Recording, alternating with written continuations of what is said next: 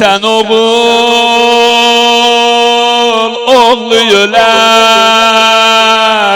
gel bir yanam bir atasan. Sen oğul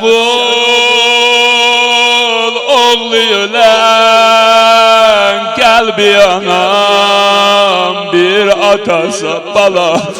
Men oğulsuz ananı haşa gözünden atasan. Eyvah bala ne gelip sineye Zehra'ya külüsle yatasın.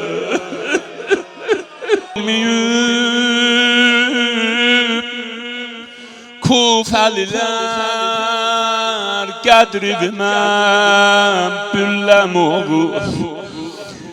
Hara getsə bu başın arxasıca gəlləm oğul. Elə birdən baxdı kül dolub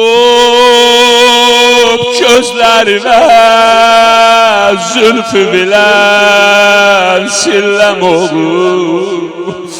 Kül olan merdumə kedi deydin yaya oğul yaralı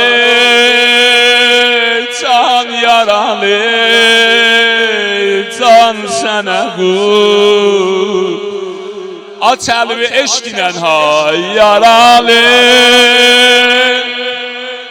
Ali can sənə qurban. Bu nə aləmdir oğul, bu nə